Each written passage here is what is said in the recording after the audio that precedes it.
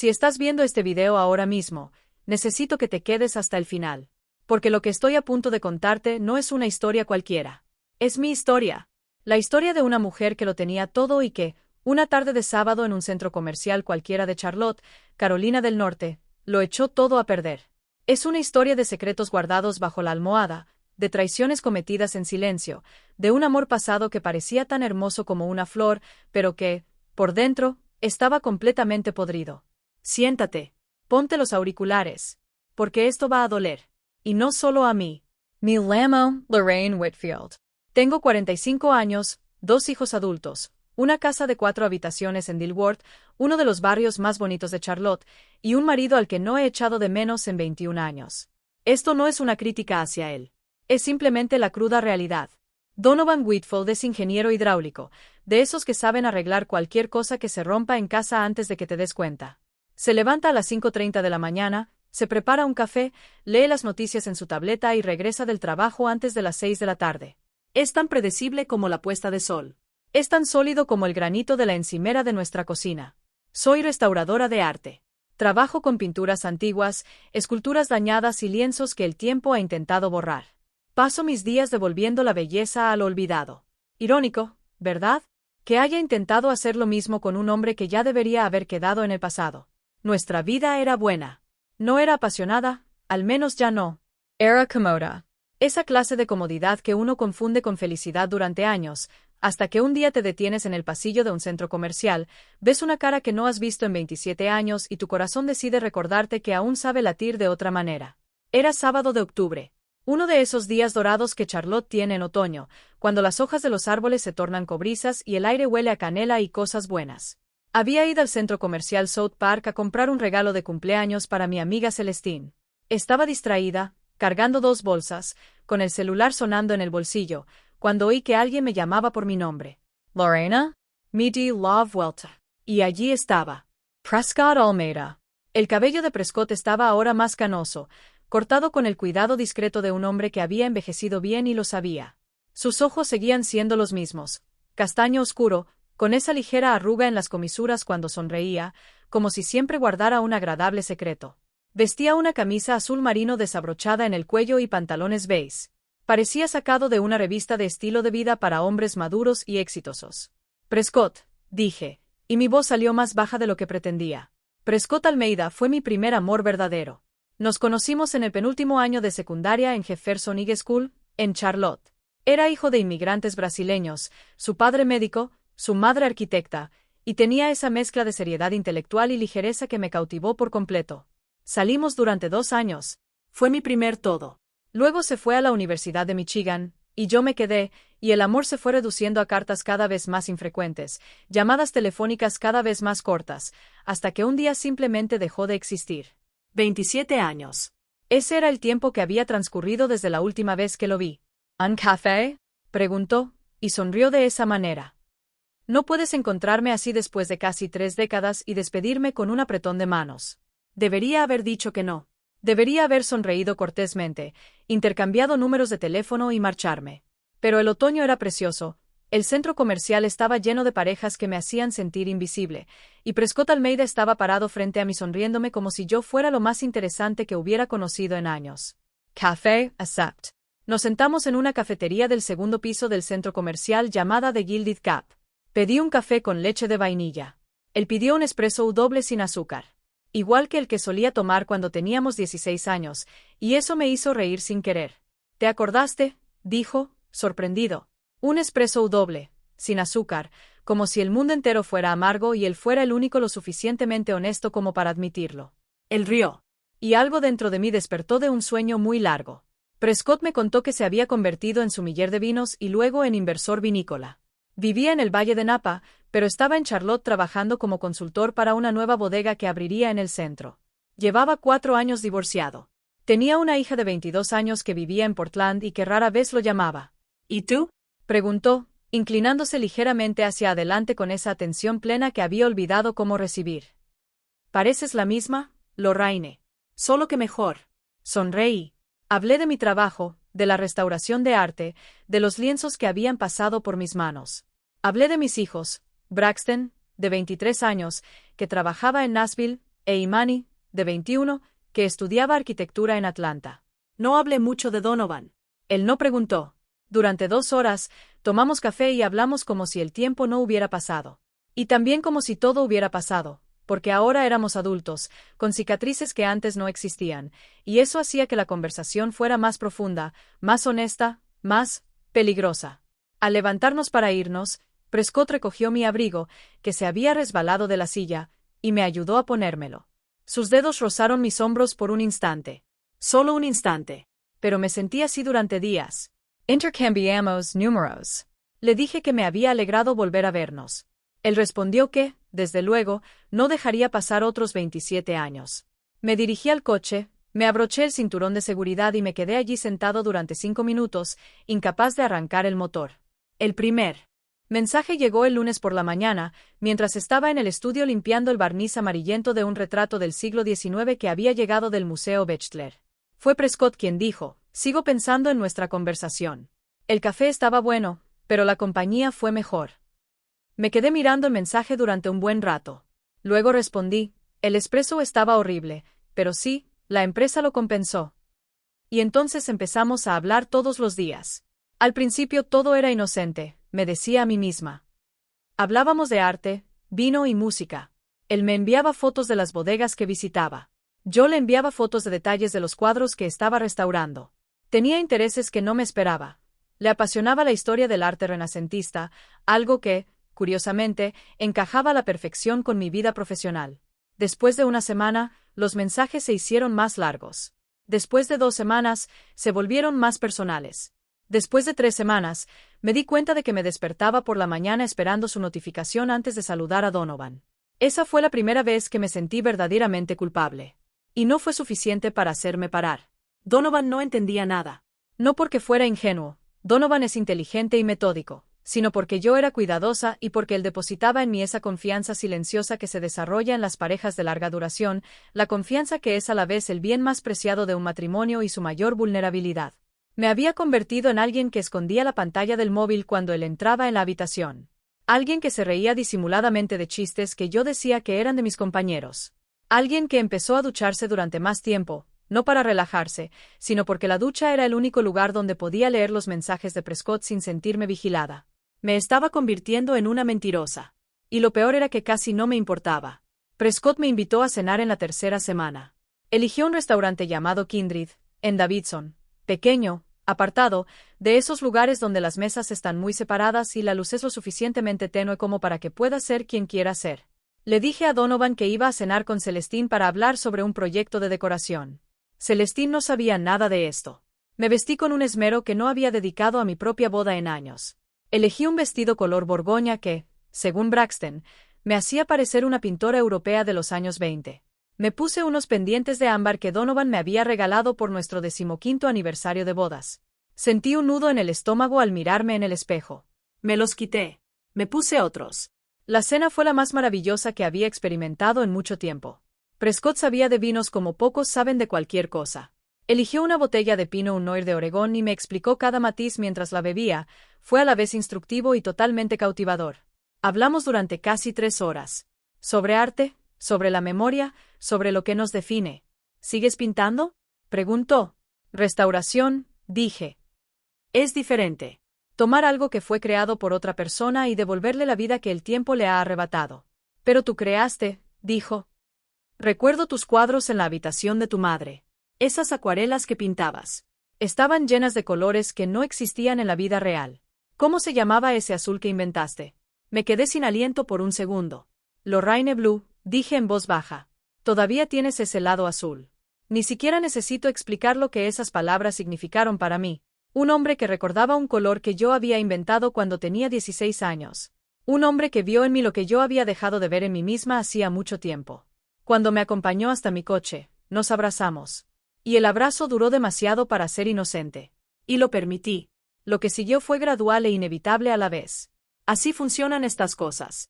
No se toma una gran decisión, sino 1000 pequeñas decisiones equivocadas, cada una tan insignificante que parece justificable, hasta que un día te encuentras en un apartamento de hotel en la zona alta de Charlotte, mirando al techo y dándote cuenta de que has cruzado una línea sin retorno. Durante 6 semanas, viví 2 vidas.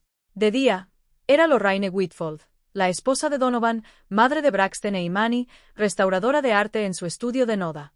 De noche, cuando podía, era simplemente Lorraine, la mujer de 45 años que sentía que por fin alguien la veía después de mucho tiempo.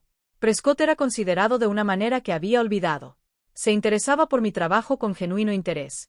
Me enviaba artículos sobre técnicas de restauración que había leído simplemente porque sabía que me gustarían. Una vez, apareció en mi estudio con un libro descatalogado y difícil de encontrar sobre Elaine de Kooning, solo porque una vez le había comentado que la admiraba. Pero también hubo cosas que preferí no ver.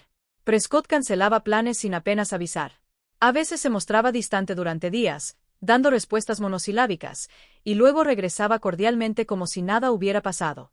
En una ocasión, cuando salimos a cenar, contestó el teléfono y salió del restaurante durante 20 minutos, regresó sin dar explicaciones y cambió completamente de tema cuando le pregunté quién era. Lo noté. Y decidí no preguntar, porque en el fondo sabía que si lo presionaba, la ilusión podría desmoronarse. Y necesitaba esa ilusión. Necesitaba esa versión de mí misma que él me devolvía. Qué egoísta es el amor cuando no es amor verdadero. Es solo un espejo que buscas en otro rostro. Era un martes cualquiera. Regresé del estudio a las 6 de la tarde. Donovan estaba sentado a la mesa de la cocina, con las manos extendidas sobre la superficie de granito, mirando hacia la puerta, como si estuviera esperando. Lorraine, dijo. Solo mi nombre. Pero la forma en que lo dijo, lo supe. Más tarde, descubriría cómo. Celestine, mi amiga, se había topado con Prescott y conmigo por casualidad en un restaurante 3 semanas antes y ya no pudo guardárselo. Me llamó después, pero no contesté porque estaba en un momento en el que no podía interrumpirla. Y ella, que me quería de esa manera retorcida en que a veces nos quieren los amigos, había llamado a Donovan. Entré en la cocina y dejé mi bolso sobre la encimera. Siéntate, dijo. Me senté.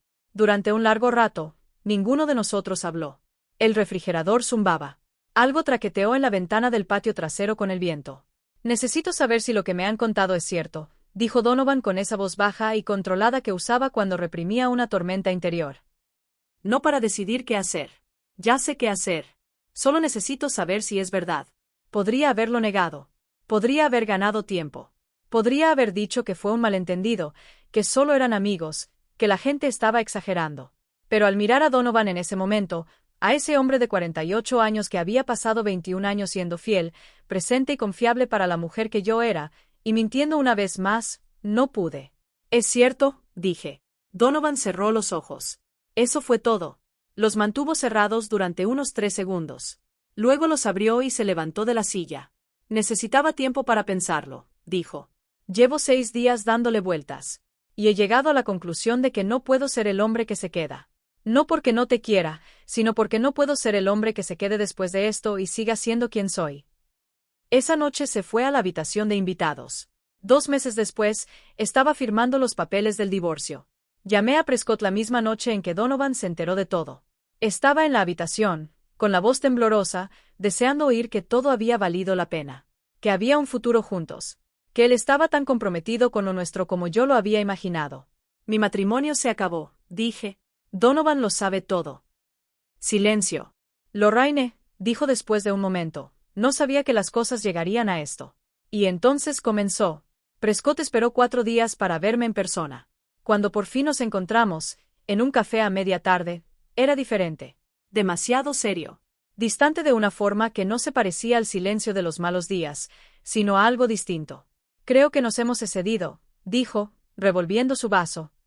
Pensaba que era más sencillo. Más ligero. Más ligero, repetí. No estoy en condiciones de tener una relación seria, Lorraine. Mi vida transcurre entre 3 estados. Tengo negocios complicados. No estoy preparado para... Prescott, lo interrumpí. Mi matrimonio de 21 años ha terminado. Permaneció en silencio. Lo sé, dijo. Y lo siento mucho. De verdad. Pero nunca te pedí que hicieras eso. Esa frase. Nunca te pedí que hicieras eso. Se me clavó como una espina que no salía. Porque tenía razón. Nunca había prometido nada. Había construido toda una historia sobre la base de palabras no dichas, miradas, caricias que duraban un segundo de más. Había tomado todas las decisiones equivocadas sola y esperaba que él asumiera la responsabilidad. Él pagó el café. Me abrazó al salir, un abrazo rápido, manteniendo la distancia. Caminé hasta el coche y lloré tanto que tuve que detenerme y apoyarme contra una pared de ladrillos en medio de la calle porque mis piernas simplemente dejaron de funcionar. Las semanas que siguieron fueron las más largas de mi vida adulta. Donovan se mudó temporalmente a un apartamento alquilado en Southend. No armó ningún escándalo. No me envió mensajes furiosos. No habló mal de mí con nuestros hijos. Simplemente, se fue. Con esa tranquila dignidad que siempre lo caracterizó y que ahora me dolió de una manera que no esperaba. Braxton lo supo primero. Me llamó desde Nashville, con voz contenida, como la de un padre, y simplemente dijo, «Mamá, voy a necesitar tiempo». No gritó. No me insultó. Pidió tiempo. Y eso, de alguna manera, fue peor que gritar. Y Manny era diferente. Lloró por teléfono y luego dijo, «¿Cómo pudiste hacerle esto a papá?». Y colgó. No hablamos durante 3 semanas. Celestine, mi amiga de 30 años que le había contado todo a Donovan, apareció una tarde en mi puerta con un pastel de plátano que yo no le había pedido y me dijo, «Sé que estás enfadada conmigo». Y lo volvería a hacer. Entramos en la cocina en silencio. Comimos el pastel. Y luego se sentó a mi lado mientras yo lloraba, sin decir nada, porque no había nada que decir. Prescott desapareció por completo durante 3 semanas. Cuando finalmente me escribió, fue un mensaje breve y genérico, del tipo que se le envía a alguien con quien se trabajó anteriormente. Le respondí. Él respondió. Y luego, nada más. Más tarde descubrí, gracias a una búsqueda tonta que hice en las redes sociales a las 2 de la mañana, que estaba en Napa. Había fotos de una mujer en sus historias. Joven, tal vez de 30 años. Sonriendo con una copa de vino en la terraza de una bodega que reconocí por las fotos que me había enviado. Cerré la aplicación. Me acerqué a la ventana del dormitorio. La calle Dilworth estaba tranquila. Los árboles de otoño ya habían perdido todas sus hojas. Estaba vacía afuera y vacía adentro, y yo estaba sola en una casa de 4 habitaciones que había elegido con un hombre que jamás me había traicionado en 21 años. Hay algo que aún no te he contado. Durante el proceso de separación, mientras los abogados intercambiaban documentos y Donovan y yo negociamos la división de bienes con una frialdad quirúrgica que me hacía sentir como si estuviéramos disolviendo una empresa, no un matrimonio, comencé a trabajar en una obra que no tenía previsto crear. Un cuadro. No es restauración. Es creación. Un domingo por la tarde fui al estudio y, sin planearlo, mezclé pintura sobre un lienzo grande, de 80 por 120 centímetros, y empecé. Al principio no sabía lo que hacía. Solo sabía que había algo dentro de mí que necesitaba salir a través de mi mano y no de mi boca, porque con mi boca ya había dicho todo lo que tenía que decir y nada había cambiado. Trabajé en esa pantalla durante 3 semanas. El resultado fue una obra que titulé Lo que creía haber perdido. Representaba una figura femenina de espaldas a la cámara, de pie frente a una ventana abierta, con 2 reflejos, uno a la izquierda, oscuro y distorsionado, lleno de líneas discontinuas, el otro a la derecha, nítido e inmóvil, como agua en calma. Entre ambos, la figura no se giraba hacia ninguno. Solo miraba hacia afuera. Presenté mi trabajo al jurado del Festival de Arte de Charlotte sin muchas expectativas. Estaba en un estado mental en el que el resultado no importaba demasiado. Había algo liberador en crear sin necesidad de que la creación fuera buena. La obra de arte obtuvo el primer premio en la categoría de pintura contemporánea. 2 días después, el conservador del Mint Museum me envió un correo electrónico preguntándome si podíamos hablar sobre una posible exposición individual. Esta no era la venganza que había planeado, porque nunca planeé ninguna. Pero fue lo que sucedió. El dolor se convirtió en arte. El arte se convirtió en reconocimiento. Y el reconocimiento me devolvió algo que no sabía que había perdido mucho antes de que Prescott Almeida reapareciera en mi vida.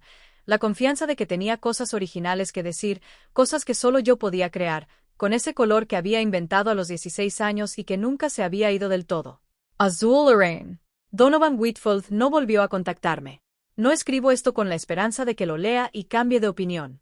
Lo escribo porque es verdad, y las verdades no pierden importancia por el hecho de que uno decida no decirlas. Braxton me contó que está bien. Que ha retomado el ciclismo, una afición que había abandonado cuando sus hijos eran pequeños. Que sale un poco más y ve a amigos con los que habíamos perdido el contacto a lo largo de los años de nuestro matrimonio. Que, en palabras de mi hijo, parece más el mismo que en mucho tiempo. Eso dolió. Claro que dolió. Pero también me hizo pensar. Ambos nos sentíamos menospreciados dentro del matrimonio. Cómodos, pero menospreciados al fin y al cabo.